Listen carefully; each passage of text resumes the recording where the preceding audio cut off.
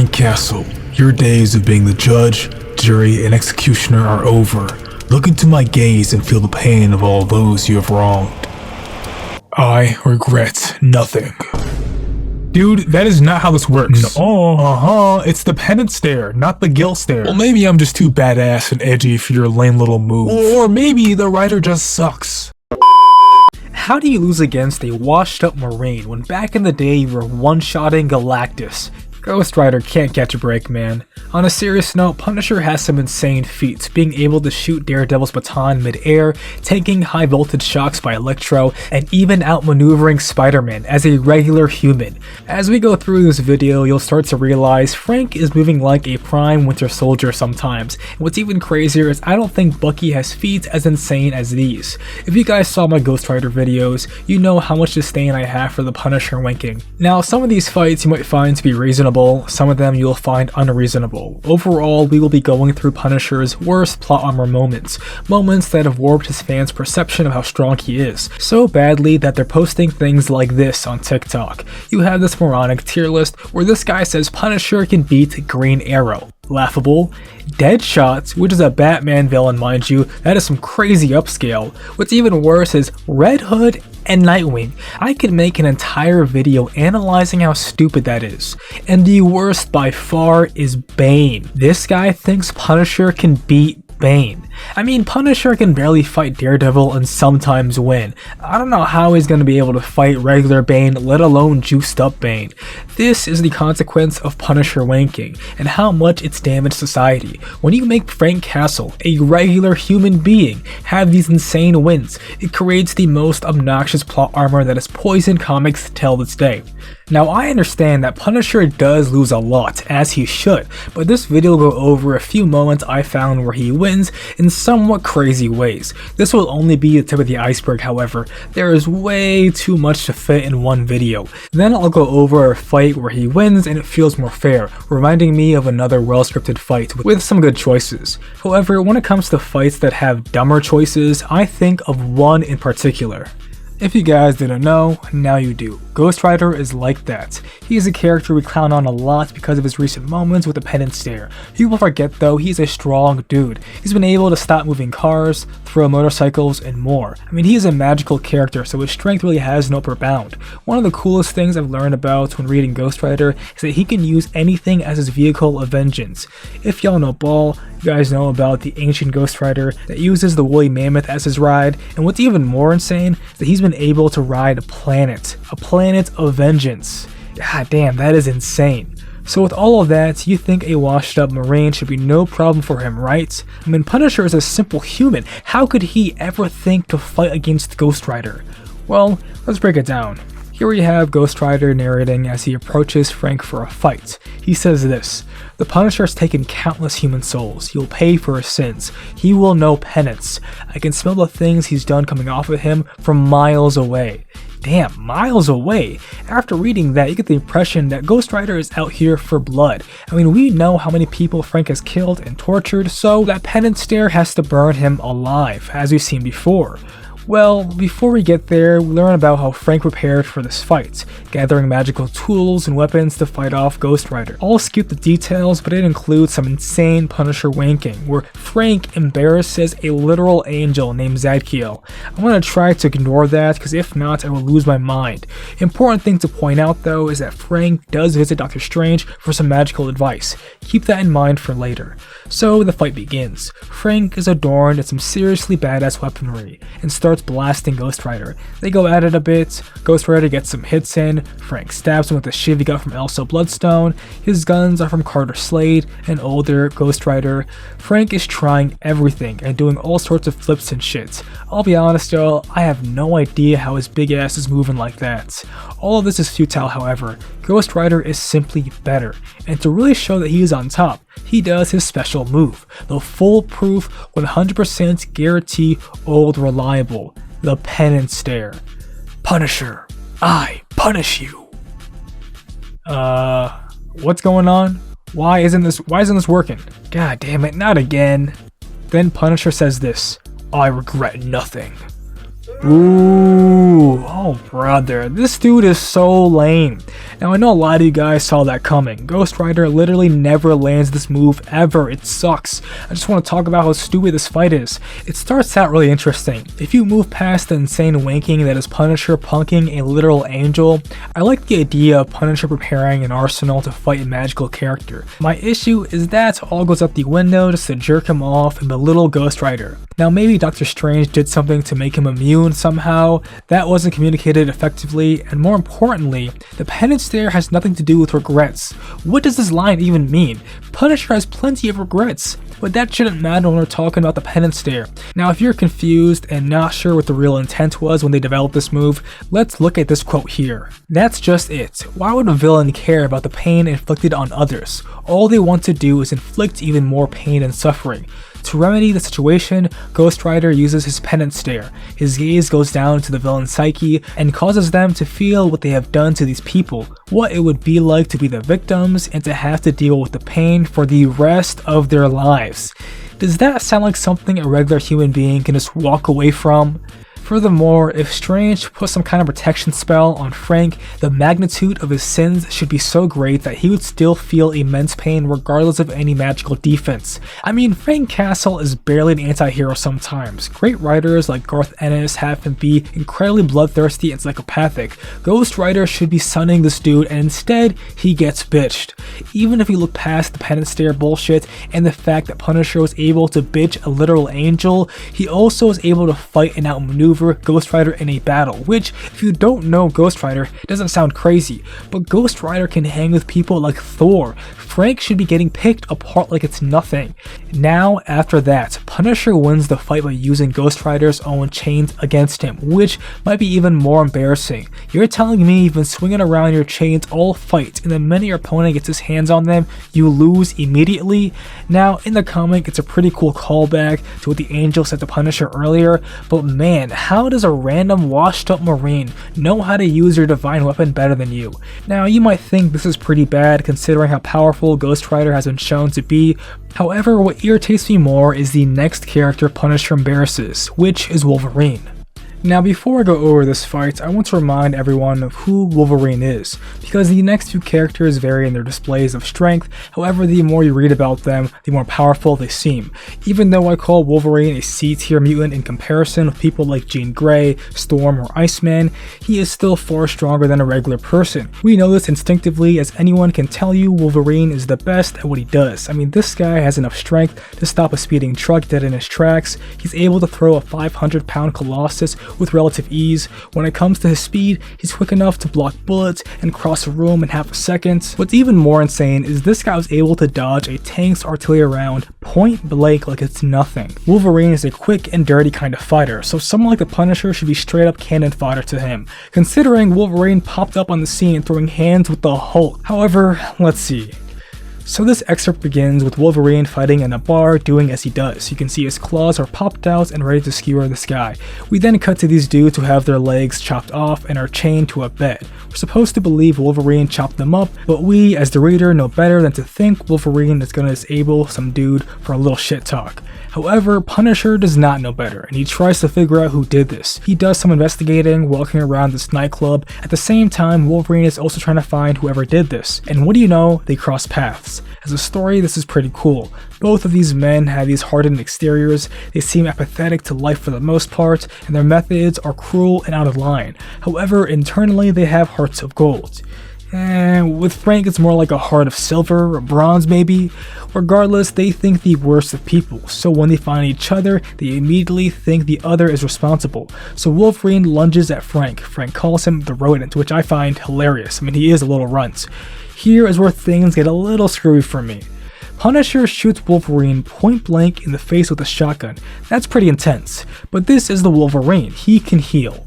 The next page has this gnarly image of Logan with his face blown off, and Frank narrates, "Thing with this cornball is the damage that he can soak up and hand out. Metal bones, half a dozen pick stickers, and some kind of grow a new ass superpower," which is hilarious but not wrong. I mean, Wolverine has been shown to be able to function without a heart. He can grow back a lot. Wolverine stands above the Punisher. I imagine he's hoping for a confession of some kind, cause he really shouldn't give this dude a chance to sneak attack. Frank Castle is a total slimeball. Wolverine lets his nuts hang, saying, "I'm the best there is at what I do, but what I do isn't very slice." I can't tell if that's him supposed to be saying nice and struggling with no lips, or he's trying to be funny. I never knew Logan liked puns. Okay, so Frank charges Wolverine head on, and he's lucky he didn't get his arm sliced off. Wolverine just throws him across the room. Frank then grabs a bat and hides in the corner like a dirty camper. Then when Wolverine runs in, the funniest panel ever is shown, where the Punisher beats Wolverine by hitting him in the nuts. Now, that part I found pretty entertaining. I mean, stupidly entertaining, but entertaining nonetheless. What confused me is why Wolverine's face is still blown off. I mean, they've been tussling for a while now, and let me remind you guys of how strong his healing factor is. Wolverine has been able to tank machine gun fire with no problem. He's been able to survive a plane crash. I need you to understand something. This guy heals quick. Maybe not as quick as Deadpool, but pretty quick. And the most insane feat, in my opinion, is Wolverine surviving a nuke. If you guys saw the movie, it looked much worse in the comics in my opinion. Logan is a straight up tank, so even though I find this fight to be funny, it's a little ridiculous that his face hasn't healed back yet, and that a swift hit to his nuts is enough to beat him. What's even crazier is that Frank walks over to a gas canister and pours oil all over Wolverine, who mind you is still clutching his family jewels. What was that going to accomplish? I mean, if Wolverine can survive a nuke, he can survive a little fire. I mean, this is the same Wolverine who survived the Phoenix's flames. Now I will give this comic a little bit of grace here, since they do have Frank narrate that he was simply trying to buy time. My point is that this shouldn't have bought him this much time to begin with, and moreover, a gas canister shouldn't buy him much more time after. Maybe I'm reaching, I'm nitpicking, I'm being too critical. I just think it's kind of ridiculous for Wolverine, the guy who heals, taking this long to heal a nutshot. What's even more ridiculous is the mysterious viewer we see during the fight stops the Punisher from lighting Wolverine on fire, and he says, "Okay, enough, he's going to kill him." How would the Punisher kill Wolverine? That's insane. If Wolverine could lose to the Punisher, he wouldn't make it past 1 world war, let alone 2. Even after Wolverine gets up in the next page, his face still has not healed a bit. I'm sorry, this is insane. I thought Wolverine was the guy with the healing factor. Would you believe me if I told you this is one of the most fair Punisher wins I have in here? What comes on later in this video is completely disrespectful. Before we get to that, let me go through a pretty fun comic run that also had some insane Punisher wing. This War Machine arc of Punisher's history is a fun one. Frank in that classic gray and black armor is a no-brainer. It's like adding Spider-Man to the Fantastic Four, or making Juggernaut an honorary mutant. After Frank Castle has been a literal war machine for so many years, the armor must fit like a glove. Now normally I would talk to you guys about Rhodey's feats, his strength and skills both inside the suit and out, lay the foundation for my argument here. However, what I will show you in this segment is so disrespectful to so many heroes it would take forever to analyze how ridiculous it is. Just know that there is a reason why Tony gave him the suit. We'll start where the action does. Frank Castle in the War Machine armor staring down the Avengers, the extended roster mind you. We have everyone from Spider-Man to the Thing, a literal god Hercules, and the most powerful one in my opinion, Carol Danvers, Captain Marvel. She has some insane power, so this should be overkill, right? She then says to Punisher, "Are you gonna surrender?" Which would be the logical choice to make. However, Punisher, being the psycho that he is, doesn't, and they fight. Now here's where things get a little screwy. Frank throws out a flashbang and is able to get the Avengers to scatter. I'm sorry, but how is a little flashbang even remotely affecting the Thing, let alone Captain Marvel, for even a second? Nonetheless, we see them disperse and Captain Marvel charges at Frank after recovering and gets zapped. She then goes flying into a brick wall. Embarrassing. What's even worse is the next page, where Spider-Man loses control of Frank and gets thrown into Beast. I mean, both of these guys have enough strength and agility to outmaneuver here, but as you'll see later, every time Spider-Man or anybody really fights the Punisher, they feel incredibly weak. Then Tigra gets shot in the face, which I'm not too familiar with her and how strong she is, so I won't harp on it. We see Falcon do the only smart thing they've done so far, which is distracting Frank, while he waits for Cannonball to take this dude down, and now Now this should be enough to keep him on the ground, but maybe not. However, what happens next should be the final straw for him. The Punisher looks up and sees 3 beefy boys: Hercules, The Thing, and Luke Cage. There is no weapon in the War Machine's arsenal, no skill that Frank has, no technique that he can learn. There is no question about it. He should be completely and utterly fucked here. Unfortunately, this video would not exist if this is where it ended. Frank shoots at Ben here, and thank God it does nothing, as it should. He then tries to push the Thing, also does nothing. So far so good. Ben is now holding him, and for some reason this is the thing that buys him some time. A little minigun on his back that normally does 0 damage to the Thing now puts him in the ground. I need y'all to know the Thing regularly fights the Hulk, someone who can tank missiles no problem. Forget that, Ben literally just took 2 shots to the face and didn't even blink. How is this flimsy minigun, which Luke Cage rips apart mind you, put him in the ground? What's even more insane is that Frank just says fuck it and starts wailing on the Thing, who is conscious mind you, but just letting him get these free shots in. I mean, am I being too granular, or is the Thing normally stronger than this?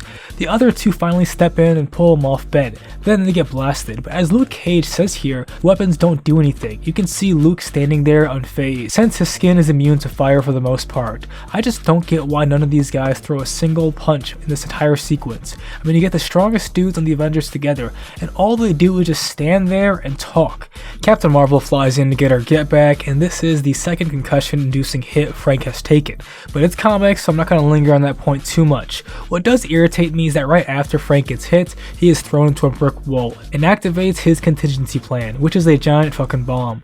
The Avengers get blown back and don't fully recover until 6 minutes later, enough time for the Punisher to escape with the War Machine armor. And I'll be honest, this picture is tough. Even when you look past all the Punisher winking, giving him crazy durability and strength, it also nerfs the hell out of the Avengers, making them seem like incompetent fools. I mean, Spider-Man is completely useless here. He's only good for a little gag. Falcon flies up just to look at Punisher and distract him. I mean, half of the roster literally never throws a single punch in the entire fight. The Avengers are supposed to be this elite team of heroes who can take on super geniuses like Doctor Doom and Baron Zemo, but this grimy, washed up Marine with a bootleg Iron Man suit is able to take them all and escape unscathed. Insane. Now before I get to the most ridiculous part here, I want to take some time to clown on Captain Marvel, the biggest disappointment for me. In this fight, she gets done in like Wile E. Coyote, going straight through a brick wall. Then she even helps Frank escape by throwing him into the building and losing sight of him. I mean, how dumb is that?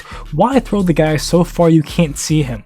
Now what's even crazier is, in another fight this happens. Frank is able to match Captain Marvel's powers. This shocks all the heroes on the ground, and what's even more frustrating is that in the next page, that same flimsy ass shoulder piece is able to knock down Captain Marvel.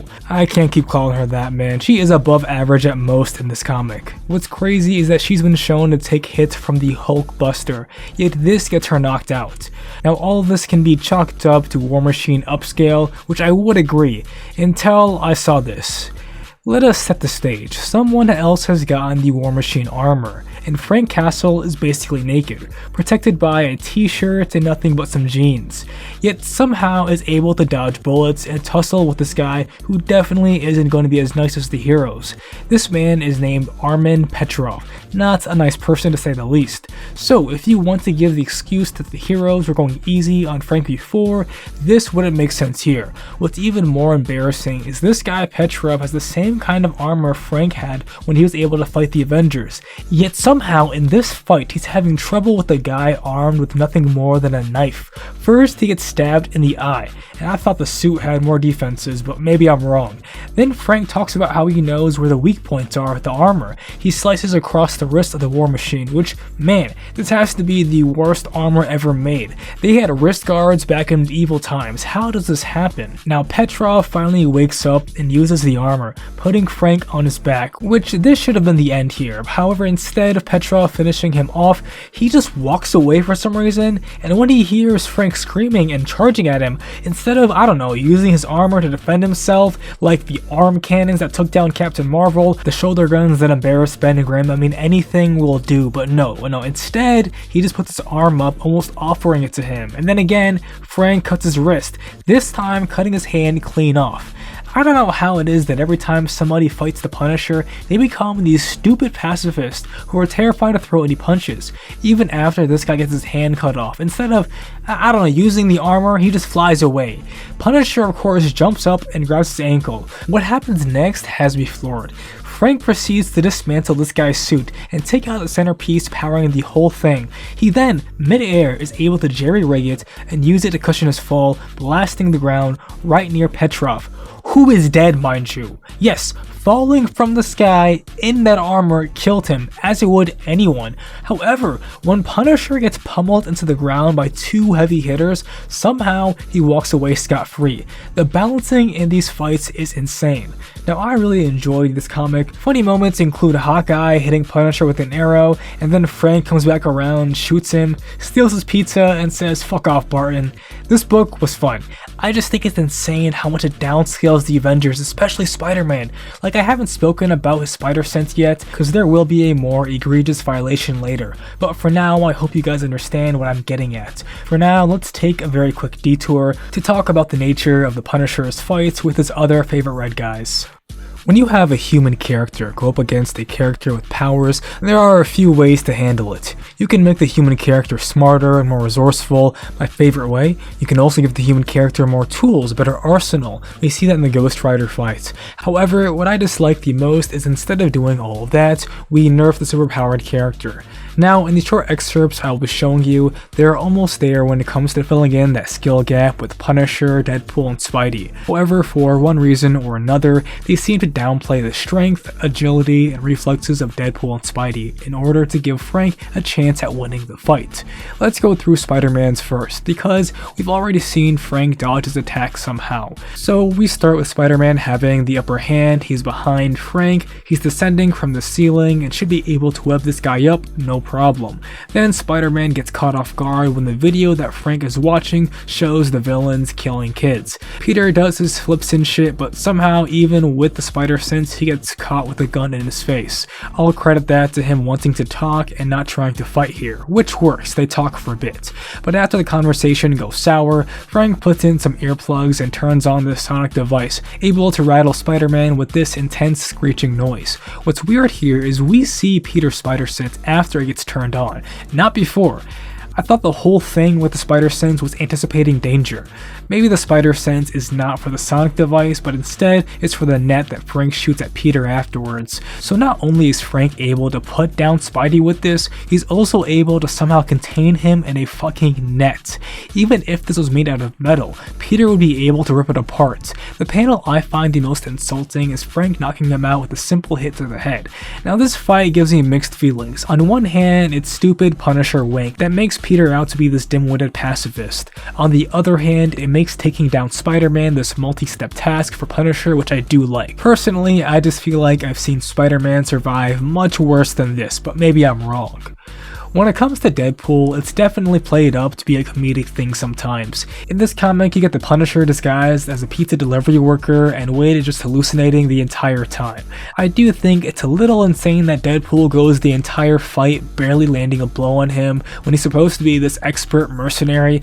I'm curious though, do you guys think based purely on skill that Frank Castle or Wade Wilson is the better mercenary, soldier, assassin, whatever you want to call it? Because in this issue, it feels like the Punisher wipes the floor with Deadpool. Now let's talk about a comic that was made purely for Punisher Wank, so that means I have to talk about it. Here are the dumbest kills and Punisher kills the Marvel Universe. First one we got is Cyclops, who I think is very susceptible to things like guns. Some X-Men have this undefined durability stat, but Cyclops is like Spider-Man in the same way that both of them are tough, but they will 100% die to gunfire. More importantly, the way that Frank kills him is pretty slimy. He takes them by surprise and kills some of the X-Men along with Cyclops. Wolverine, with reaction speed of a snail, finally decides to attack Punisher, only he slices him directly on the Kevlar armor. Nice one, genius. Then Daredevil has this dramatic reaction pic, which I am definitely saving to my phone. Skipping ahead, Punisher gets Spidey and Venom with a loose electrical cable. That is insanely lazy. Not only is one of Spider-Man's most famous villains called Electro, who attacks Spider-Man with high voltage blast, but on the next page we see Venom and he's no longer active. The symbiote is down, but the symbiote has been able to tank electricity no problem. This is mild stuff though, it gets much worse later. We fast forward to the Hulk, a character who has no upper limits on his strength but also durability. I want to remind you guys of the classic MCU scene where Bruce tells the Avengers he put a bullet in his mouth and the other guy spit it out. This is Comics Hulk, however, who is way crazier and has some way more insane feats. Now, if you're picking up what I'm putting down, you can understand why I think it's hilarious that the way to kill the Hulk, who the US government has been after for years, someone who had to be sent to space because every Avenger couldn't figure out how to neutralize him, the way Frank Castle beats him is simply by shooting him with a normal, regular gun. Come on guys, you are barely trying here. Now, if you're still not convinced that this comic is some incredibly silly Punisher wink, what happens next is infuriating on multiple levels. Dr. Doom is now standing above Frank, calling him a puny insect, as he should. The Punisher is beneath him. The fight is going the way you think it would. Doom is monologuing and talking up a big game as he does, and right as you think Frank has met his end, what does he do but pull out the anti-Dr. Doom device, literally this Deus Ex Machina tiny piece of metal that he attaches to Doom's helmet. And what's even more insane is that this device manages to dismantle his entire robot army. Like, maybe Doom can be overconfident, arrogant, overlooks people he thinks are beneath him. However, the master of science and sorcery not being able to recover from what is essentially a fancy EMP is ridiculous. What's even crazier is that Doom is still alive and no fancy weapons or magical items or really anything is needed now. Frank just takes an axe from off the wall and chops up Doom like it's nothing. How do you disrespect one of the greatest villains of all time like this?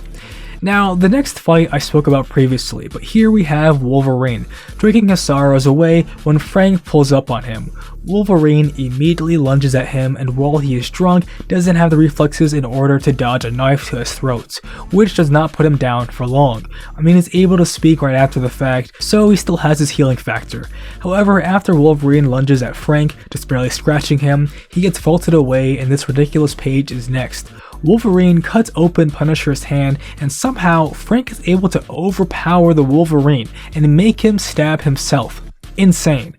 Even drunk, no man should be able to overpower him that isn't some superhuman. What's even more insane is he gets tossed like a ragdoll into what seems to be a junction box. This somehow shocks Wolverine so bad that he dies. Man, what is going on? The same dude who survived a whole nuke somehow gets got by a breaker box. What a lame way to kill Wolverine, especially when you have comics where Punisher, someone without a healing factor, is able to tank these insane electrical currents no problem. Rules for thee, but not for me, I guess. To top it off, we have the dumbest death in the book where Captain America whoops Frank, but instead of arresting him, he just turns his back and waits for Frank to shoot him. Like, come on man, how is Cap so oblivious here?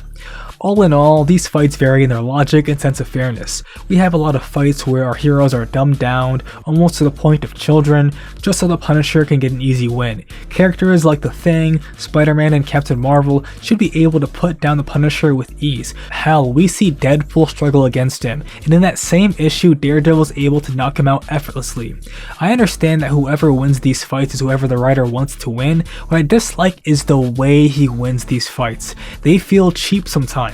And in the times the writer does put some effort into explaining how someone like the Punisher can beat Spider-Man, I have a mixed opinion based on the plot. I've been doing a lot of complaining here, so let me change the tune and tell you guys about a fight I really enjoy. This is my ideal fight for how a human character like the Punisher can beat a superhuman one. Rick Remender is a writer I enjoyed a lot when reading Uncanny X-Force. When I was looking for Punisher comics to go through, I stumbled upon this one, Punisher 2009 issue 1. We open with the Punisher in his skin-tight latex suit, sniper rifle trained on his target, Norman Osborn. Frank then pulls the trigger and we see the bullet fly across the city, going for miles, moving so fast and so accurate you wonder if it's actually going to hit the target. And it would have, if not for his bodyguard. That being the Sentry, who plucks the bullets out of the air with ease. And in that same moment where Norman recognizes he almost died, Sentry is able to spot Frank from miles away before he can even turn around. Guess who's right behind the Punisher? Sentry simply says, "Easy or hard, Frank, your choice." This is dope. Not only do you show how stacked the odds are against Punisher, but you also give Sentry the respect he deserves by portraying his speed to be an obstacle Frank cannot get around. Sentry is calm, however. He just wants Frank to give up, and much like how you would try to catch a spider by leading it to a cup, Sentry is monitoring the Punisher, waiting for him to hit a dead end. Frank buys himself some time, creating an explosion so he can get to his real plan. However, it barely gives him anything to work with. Sentry then pulls this man up by his straps, and Frank stupidly shoots him, even when he knows this guy is beyond bulletproof. He then gets smart and cuts his strap, falling a great height, but still pushes on. He keeps trying things to distract Sentry, he just needs to get to it. Sentry then gets bathed in acid strong enough to melt steel, and Frank says, "I'll be lucky if it messes up his hair." Frank Castle is a scurrying little rat, and Sentry is just trying to be gentle so he doesn't kill him. However, this rat has a special little remote, which he finally is able to reach. Before Frank can even explain himself to Sentry, he gets punched through a wall, falling into the ground. While I do like this fight, this is insane. He should have died here. I'll look past it for what happens next though. Sentry comes flying down, his patient is completely gone. Punisher handcuffs himself and Sentry is confused, but his next words clear everything up. "Bellevue Hospital. Bomb in the basement. You got 5 seconds. 4. Sentry blitzes across the city, finding the hospital in time for nothing. It was a dud, and by the time Sentry gets back to Frank, he's long gone. Then Frank narrates this great line here. "Victorious warriors win first and then go to war. Defeated warriors go to war first and then seek to win." Sun Tzu. He understood a soldier needs a clear path to victory before he lifts a weapon. There is no path to victory here, just a granite wall. Retreat is the only course of action. That is exactly how you should balance Punisher in these fights. He should never be able to outsmart Spider-Man, put down Captain America, and no div Ghost Rider's penance stare. Punisher is a character that specializes in going lower. He is grimy, someone who will do anything to win. So when Sentry hears this threat of a bomb at a hospital, he believes Frank would actually do it. This is the shit I love, giving these incredibly strong characters who seem impossible to beat a moral conundrum, a choice to make. Either you fight me and gain a small victory, or you retreat and don't suffer a huge loss. I said this reminded me of another fight, and it does. It reminds me of how Batman outsmarted Darkseid by arming his Hellspores to detonate if he doesn't get his demands. The key difference is Batman's intellect is the thing that gives him the win there. Punisher's grit and depravity gives him the win here. If any other anti-hero made the threat the Punisher did, I'm not sure if anyone would believe them. However, Punisher is barely an anti-hero. He is damn near a villain depending on the comic. So when he makes that threat, everybody stops to listen. Overall, Punisher has some stupid wanking moments. This doesn't even scratch the surface of them all. It's just what I found first. Like I said previously, I can accept a character who is weaker winning the fight, however, they have to do it in a way that is satisfying to watch. Making the opponent weaker, dumber, more passive, it feels like the writer is handing the Punisher the win. It should instead feel earned. Not all of these fights I dislike, I am just talking about things that somewhat bother me about the reasoning. If you guys want to see a part 2, let me know. I also have been finding a lot more moments regarding Batman and Joker and their plot armor. I might do a poll after this since I'm not quite sure which video I should make next. I am saving the Discord for 10k. I'll also be making a members only tier where it'll cost like maybe 50 cents and I'll do frequent reviews about ongoing comics and we can all have our discussion there. I really appreciate all the love you guys have been giving me over the past month or two. This channel has been around for 3 whole years, and not even 2 months ago, it finally pops off. I really thank each and every one of you guys. Peace.